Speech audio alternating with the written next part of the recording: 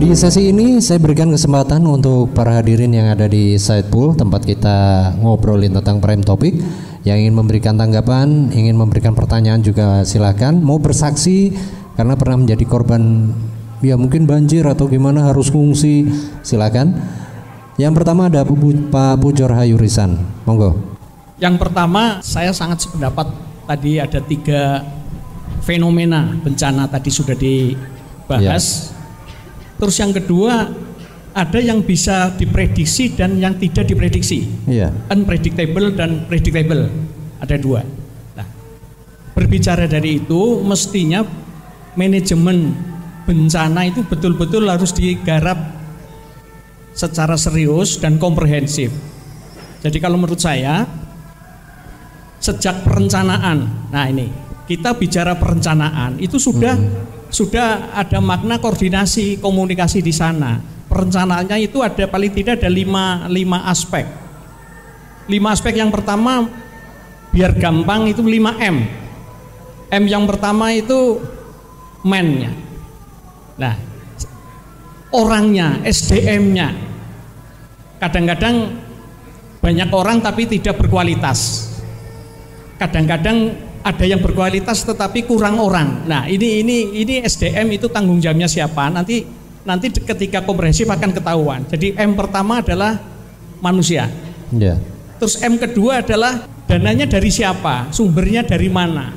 Skema pencairannya juga bagaimana? Lah ini yang M yang kedua. Terus M ketiga itu material. Tadi sudah dari BPBD sudah diterangkan material, bla bla bla bla. Nah, material ya. M keempat itu metodologinya, metodenya, mau bagaimana. Terus M yang terakhir itu menit itu waktu. Karena bencana itu tidak diundang dia datang, dilarang juga nggak mau. Ada yang unpredictable, sudah disiapkan yang di sini malah yang keluar di sana. Lah ini dari perencanaannya.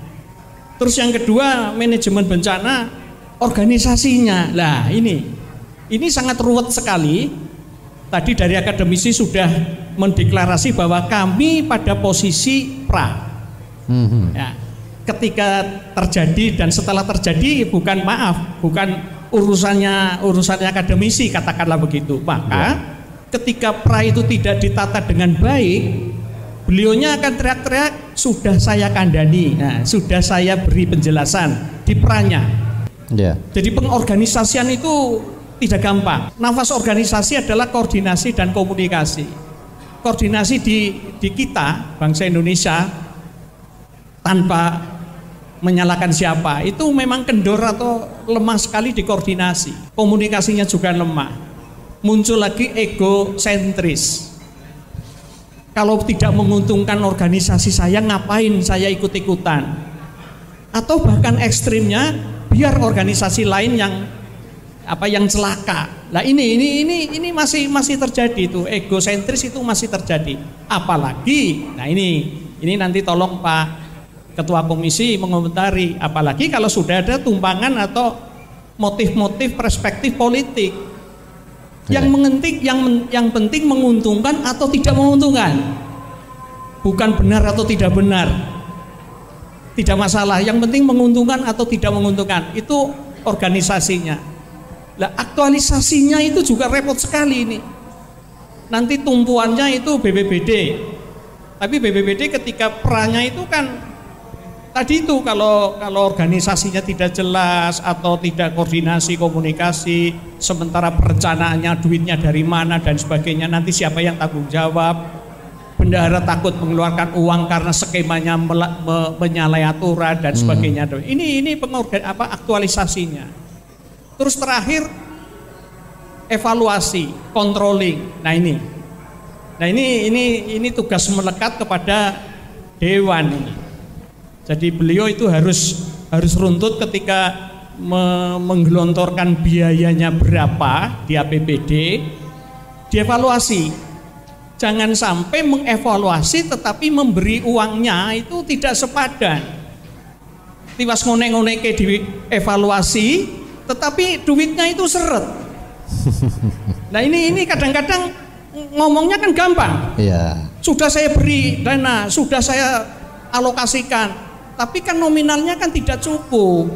Nah, jadi menurut saya manajemen bencana itu memang harus digarap secara komprehensif. BPBD tidak bisa sendirian. Terus dari akademisi sudah mendeklarasi bahwa ya memang tugasnya ada pada pra. Tapi ketika terjadi dan setelah, catatan yang kedua yang besar itu ini bareng pandemi, Mas Pras. Betul, Pak. Kalau pilkada bareng pandemi bisa dideteksi secara awal, nanti tanggal 9 kampanye ini itu relatif lebih mudah. Itu saja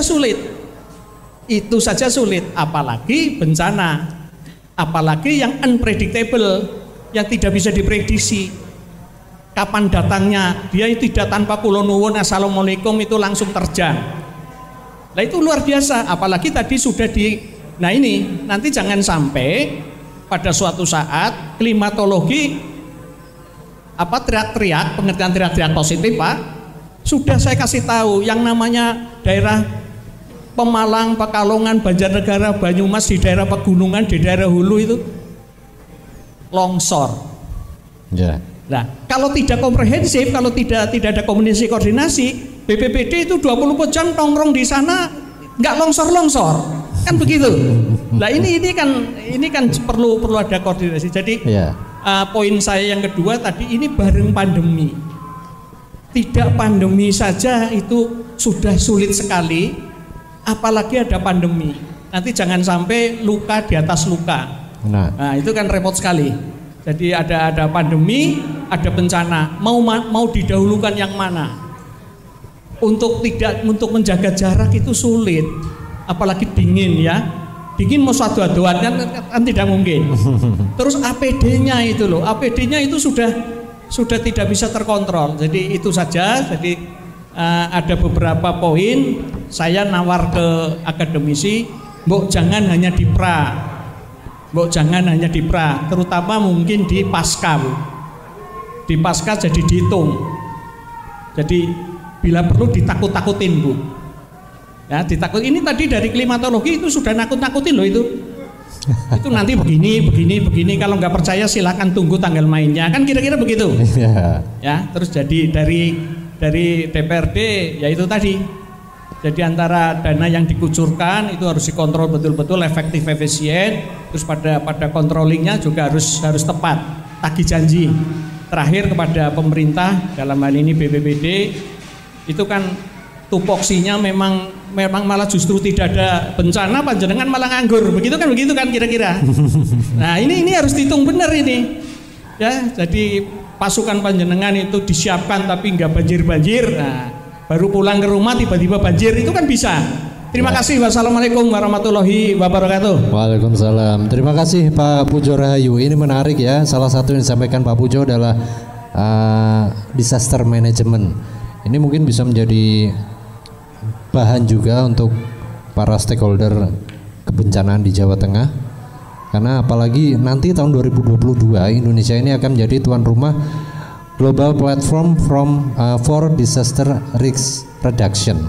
Jadi mungkin kita bisa jadi percontohan juga untuk negara-negara lain. Apalagi Indonesia masuk dalam kategori 35 negara dengan tingkat kebencanaan tertinggi di dunia. Itu data yang saya baca, yang saya dapat dari Kepala BNPB, Bapak Doni Monardo. Selanjutnya, Mas Haris, monggo. Saya tidak menanyakan banyak hal saja, satu sisi saja, bahwa saya berkeyakinan ketika ada bencana, semua rakyat bergerak. Karena kami di kampus saya sendiri banyak relawan dari Unisula juga. Itu banyak relawan yang ketika ada bencana siap langsung bergerak. Kemudian bantuan itu banyak juga. Bantuan masyarakat itu banyak dan itu pergerakannya cepat sekali. Karena apa? Sekarang melihat dari sisi kemanusiaan sudah sangat orang-orang itu sudah tergerak hatinya untuk memberikan sumbangan. Nah, ketika memberikan sumbangan, saya berkeyakinan pemerintah akan ngomong sudah satu pintu saja. Oke, kita memberikan pada satu pintu, ya, pintu yang mana terserah. Kemudian seberapa banyak bantuan itu yang tidak pernah dipertanggungjawabkan oleh yang diberi tanggung jawab itu. Sejauh mana itu pertanggungjawabannya ke masyarakat? Karena yang terjadi adalah sumbangan banyak, yang diberikan sedikit, yang lainnya masuk kemana? Ini yang paling sering terjadi, dan kami melihat dengan kepala sendiri bahwa ketika sumbangan masyarakat misalnya sampai berapa M, yang sampai ke masyarakat berapa? Silakan disupervisi, silakan dicek di lapangan. Ya, yang diberi tanggung jawab ini. Kemudian cara bertanggungjawabannya seperti apa juga kita tidak pernah tahu.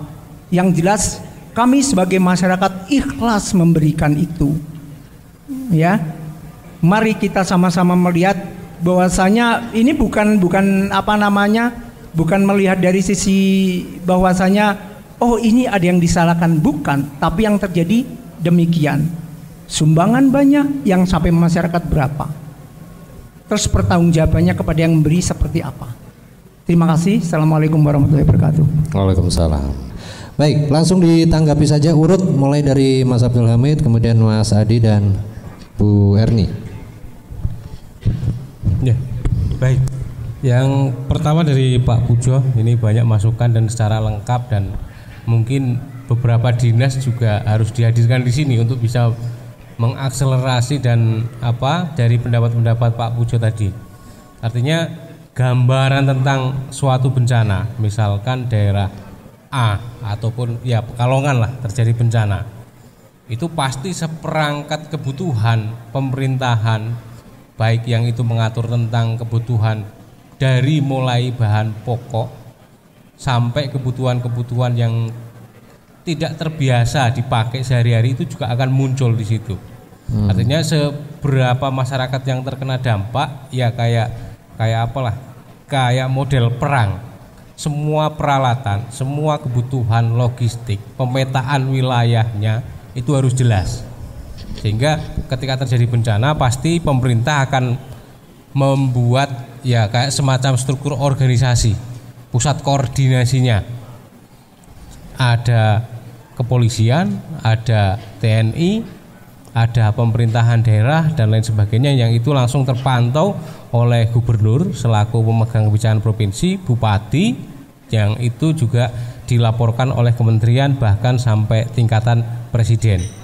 Sehingga kapasitasnya memang pemerintah memaksimalkan perencanaan secara maksimal, full itu di backup pemerintah. Akan tetapi di lapangan ya pola koordinasi ini, pola koordinasi dan konsolidasi, bagaimana mereka yang menjadi satu komandonya, kadang itu pangkatnya itu lebih rendah daripada yang dikomando. BPD kayak begitu kan, terus ada keluhan dan lain sebagainya, itu rekomendasi dari bawah ketika ya bukan pemerintah tapi meminta, tapi yang diminta itu sekda, kelasnya sekda, karena ini berat juga. Ya kita tidak bisa menafikan ego sektoral terus kepangkatan dan lain sebagainya, tapi karena koordinasi bencana adalah merupakan hal yang luar biasa, ya harus diselesaikan secara luar biasa. Akan tetapi kalau memang edukasi awal ini sudah terjadi, simulasi-simulasi ini sudah banyak dilakukan, ya minimal kalau dari masyarakatnya mentalnya siap. Jadi masyarakat itu tidak akan tergerak kalau memang bencana itu sudah terjadi. Baru setelah der atau ke gulung banyu banjir datang itu baru akan tergerak, dan mereka apa yang dilakukan pada saat itu pasti panik. Dari kepanikan itulah yang banyak akan menimbulkan korban. Nah, antisipasi dari BPD memang di situ.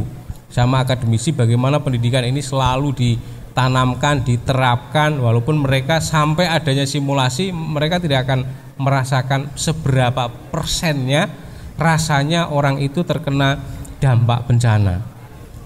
Tapi pemerintah tidak akan bosan dalam melaksanakan hal tersebut.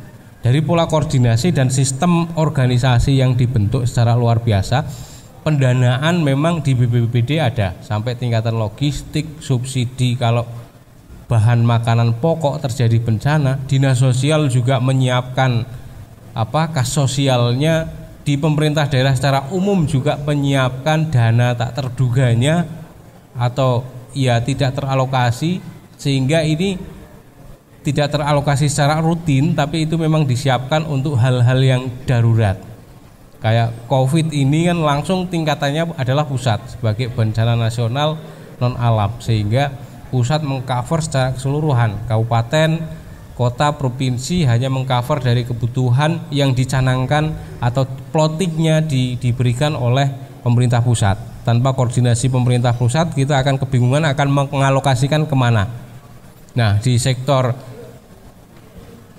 swasta ataupun orang yang berpartisipasi dalam hal bencana ini memang tidak bisa terukur. Semua badan usaha baik BUMN, BUMD maupun swasta ini turut untuk membantu bagaimana pemerintah melaksanakan penanganan bencana. Karena kenapa saya bilang pemerintah, tanpa adanya koordinasi bencana ini akan sulit sekali diselesaikan secara cepat dalam penanganannya, dan juga recovery-nya itu juga akan sangat lama dengan pola koordinasi tersebut. Sehingga bagaimana model satu pintu itu memang satu manajemen saja, akan tetapi bagaimana pola pelaksanaannya, bagaimana pola pertanggungjawabannya ini juga modelnya luar biasa.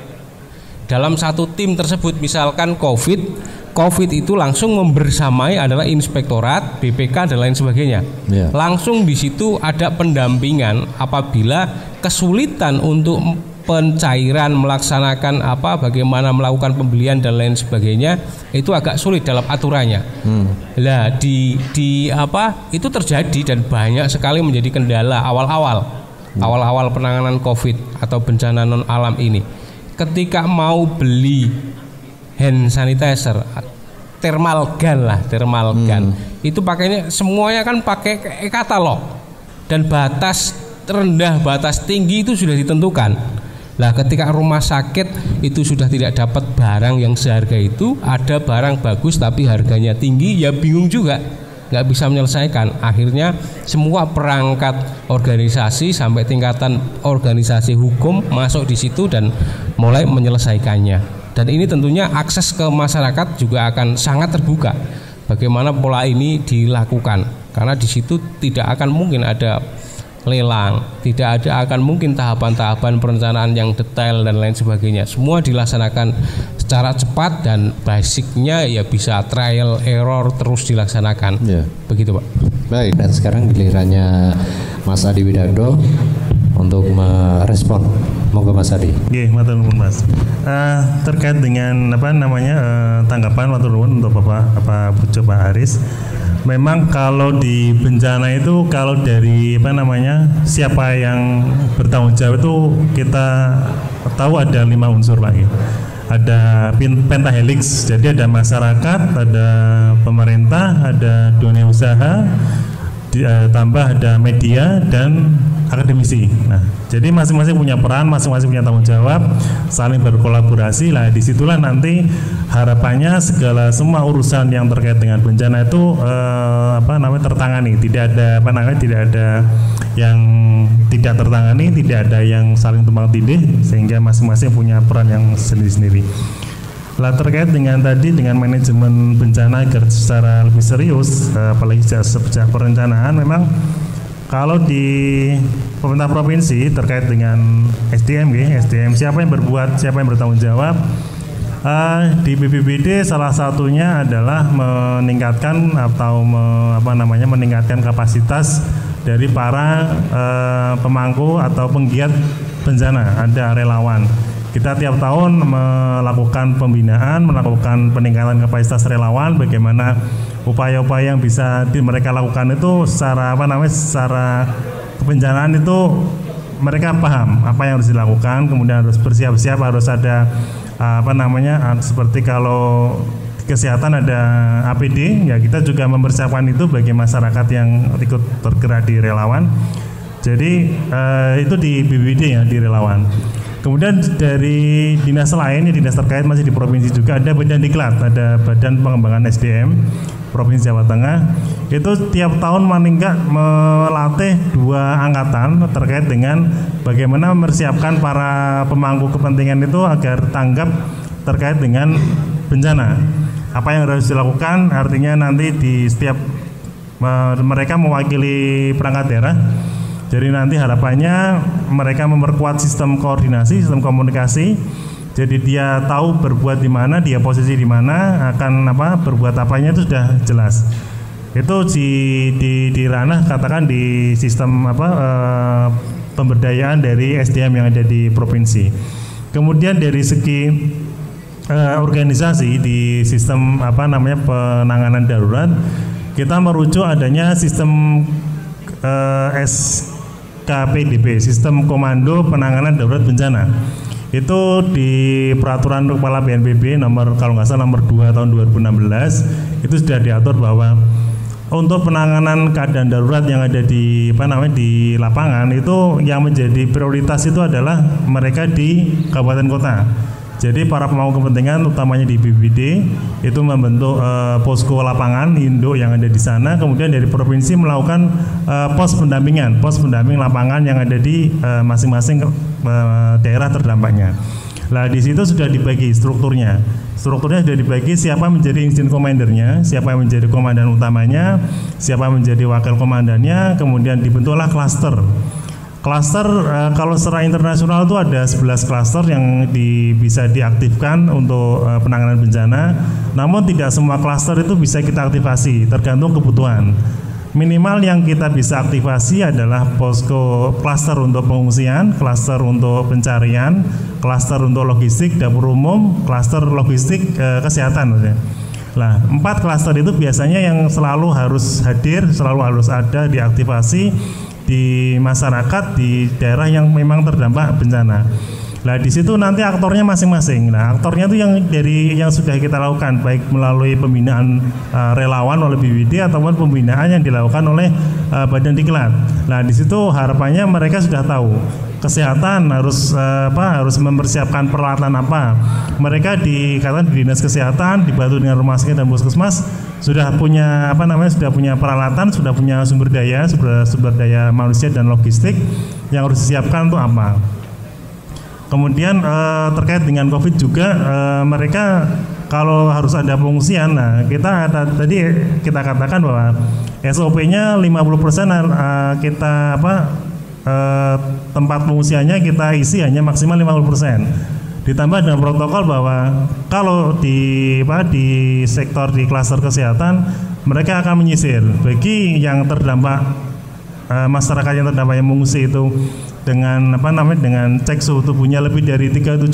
Nah kita buat tempat penampungan sendiri, kita isolasi dari tempat yang lain. Itu adalah salah satu upaya SOP kita untuk mencegah adanya penularan di klaster yang ada di pengungsian. Terkait dengan manajemen di SDM tadi seperti itu. Kemudian organisasian memang kita sudah ada sistem komando penanganan darurat bencana di tiap-tiap tahapan, terutama yang tadi kita sebutkan bahwa di perencanaan di dalam penanggulangan bencana itu ada namanya rencana kontingensi, rencana yang bisa terjadi bisa juga tidak. Nah di situ sudah kita nyusun SOP-nya, nyusun struktur organisasinya. Siapa menjadi insiden komandernya? Kalau secara lazim, secara umum kita pasti akan menunjuk unsur dari pemerintah. Dalam hal ini bisa sekdanya selaku eselon tertinggi di ASN atau kepala daerah.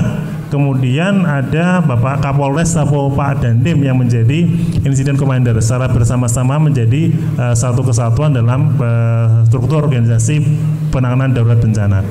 Nah nanti di situ masing-masing akan bentuk klaster sesuai dengan kebutuhan. Kenapa keterlibatan TNI, keterlibatan Polri itu menjadi suatu keharusan? Karena di satu sisi mereka tuh punya sumber daya yang sistem komandonya itu jelas. Dari pusat sampai ke tingkat RT atau desa itu jelas harus berbuat apa. Ada aparatur, ada Babinsa, ada Babin Kantimas yang bisa mereka dorong untuk menggerakkan masyarakat sekitar untuk bisa terlibat dalam penanggulangan bencana. Kemudian untuk Direnkon tadi, Direnkon itu sudah kita sudah dibahas, tidak hanya 1-2 kali pertemuan, tidak hanya orang aparatur saja, namun juga melibatkan masyarakat secara langsung. Dan di akhir suatu skenario itu disusun, ada bencana, ada sekian orang yang kemungkinan terpapar bencana, kemudian akan dievakuasi kemana, oleh siapa, menggunakan apa, sudah ada jelas prosedurnya. Nah di situ kemudian di akhir di akhir penyusunan komitmen itu mereka saling katakan menandatangani lembar komitmen bahwa skenario yang ada dalam rencana kontingensi itu akan kita laksanakan dengan penyesuaian sesuai dengan kondisi aktual di lapangan, karena kalau berdasarkan skenario itu biasanya kan sempurna ya, namun kalau kejadian alam itu kan pasti akan ada penyesuaian sedikit, sehingga akan lebih banyak kompleksitas yang bisa ditangani. Waktu kita sudah nggak banyak lagi. Jadi habis ini Bu Erni mungkin bisa lebih singkat ya Ibu ya. Monggo Ibu. Terima kasih Bapak. Tadi apa yang disampaikan oleh Bapak Pujo, perguruan tinggi atau akademisi, itu berperan di PRA sebetulnya juga tidak melulu di PRA, tetapi lebih banyak kita berperan di sana. Begini, kami dari akademisi sebetulnya berkolaborasi dengan BNPB. BNPB itu sebetulnya sudah punya semua alat-alatnya. Contoh untuk pendidikan kebencanaan di sekolah, BPBD itu punya sekolah madrasah siaga bencana, aman bencana. Yang terbaru itu adalah Satuan Pendidikan Aman Bencana. Di sana ada data-data yang disediakan oleh BPBD, apabila diklik itu di SD mana itu rawan bencana apa, itu ada Bapak. Tugas kami di sini adalah data yang ada di sana mau diapakan. Data di sana itu bisa diterapkan untuk pendidikan kebencanaan di sekolah itu. Kita ajari dengan mereka, dengan data yang itu kita bisa melihat penduduknya bagaimana, kapasitas masyarakat bisa ditingkatkan melalui apa. Jadi di sini kita berperan di pendidikannya, juga di PRA itu sebetulnya iya. Apa yang dipunyai BPBD diterapkan, ternyata kok hasilnya tidak sesuai yang diharapkan. Nah, disinilah pada saat PRA itu, di dalam penelitian itu, kita bisa memberikan masukan-masukan apa yang harus diperbaiki agar lebih tercapai apa yang ditujukan. Karena memang di sini saya matur bahwa tantangan pendidikan kebencanaan di sekolah itu ada beberapa hal ya. Yang pertama di situ faktor alam dan non alam, sebagian besar wilayah Indonesia berisiko rawan bencana. Rawan berarti bencana nih Pak Nggih. Rawan agar apabila ada pemicu baru terjadi bencana. Seperti tadi yang dikatakan oleh Pak Pujo, sudah disiapkan di mana di daerah-daerah itu, ternyata yang terjadi bencana di daerah lain karena di sana tidak ada pemicunya, justru di tempat lain pemicunya. Yang kedua, terbatasnya dukungan finansial yang dialokasikan secara khusus di berbagai tingkatan pemangku kepentingan pendidikan. Yang ketiga, lemahnya kesadaran sebagian besar masyarakat terhadap pentingnya kesiapsiagaan menghadapi bencana. Dan ini tadi yang saya matur, kurikulum dan pembelajaran akan semakin bertambah beban muatan dan kegiatannya. Tadi kalau saya usul, jangan ditambah kurikulum tentang kebencanaan, tetapi diintegrasikan pada mata pelajaran yang sudah ada. Lalu juga di sini belum atau tidak adanya pedoman model-model pelaksanaan pendidikan pengurangan bencana yang berlaku secara nasional. Karena memang disesuaikan dengan kondisi wilayah atau daerah geografisnya masing-masing, tentu saja akan berbeda. Lalu juga ini yang jelas sekali di sini baru sebagian kecil sekolah yang sudah melaksanakan pendidikan pengurangan risiko bencana secara rutin dan terprogram. Dan yang tidak kalah pentingnya di sini minimnya motivasi, koordinasi dan inisiasi dari beberapa pihak yang berkaitan untuk menunjang terwujudnya pendidikan pengurangan risiko bencana di sekolah. Itu tantangan kita, tetapi kita tidak hanya di PRA sebetulnya, kita berperan di semuanya. Kita berikan nanti kepada BPPD dari hasil penelitian-penelitian apa yang harus diperbaiki. Saya kira itu Bapak yang bisa saya sampaikan. Terima kasih. Terima kasih Bu Erni. Baik, untuk pemuncak kebersamaan kita dalam Prime Topik ini, mungkin ada pesan-pesan dari Pak Tuban Wiyauso ini ya, terkait upaya kita untuk bisa antisipasi dan juga melakukan mitigasi serta siaga fenomena La Nina maupun bencana lainnya. Terima kasih. Kami informasikan bahwa pada saat ini sudah memasuki masa transisi atau masa pancaroba, di mana sering terjadi hujan lebat dalam waktu singkat yang membawa kawan, yaitu kawannya angin kencang, bisa sampai angin puting beliung dan petir,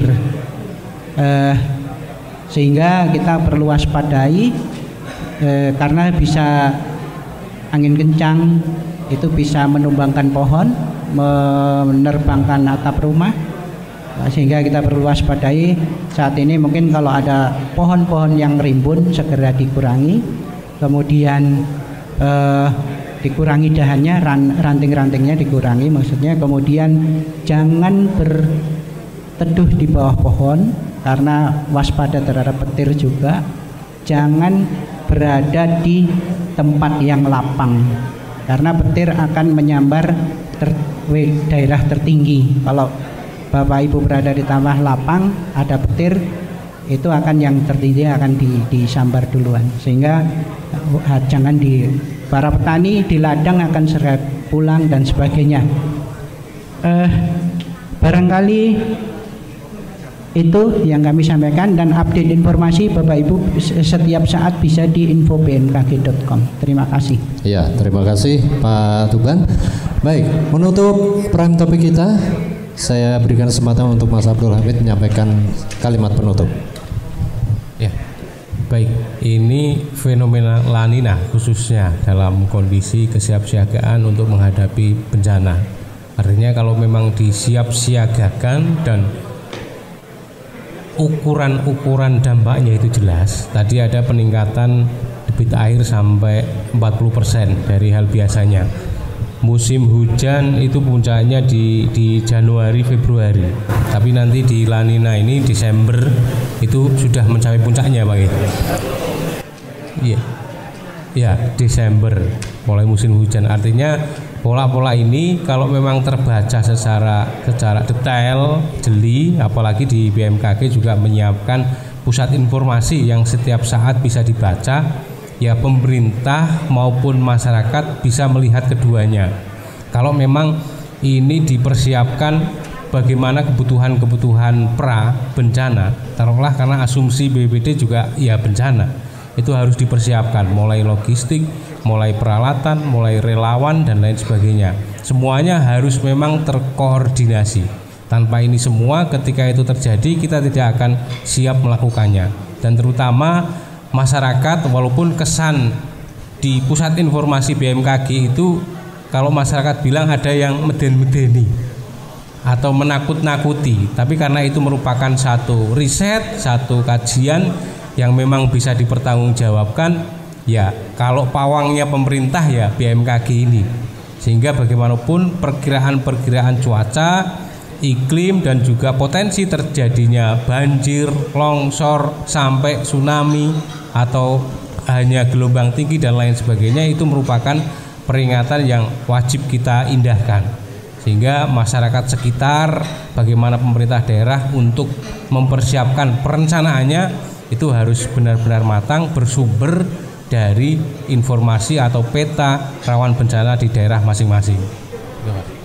Ya, terima kasih Mas Abdul Hamid. Terima kasih juga untuk Mas Adi Widagdo, Bu Erni juga matur nuwun kepada Pak Tuban dan seluruh hadirin yang ikut berpartisipasi dalam Prime Topik ini. Terima kasih para pendengar, para pemirsa juga. Saya Pras beserta seluruh tim Prime Topik di tema kita mitigasi dan siaga fenomena La Nina. Kami semuanya pamit, kita akan jumpa lagi di Prime Topik edisi berikutnya dengan tema yang pastinya nggak kalah menarik. Sampai jumpa.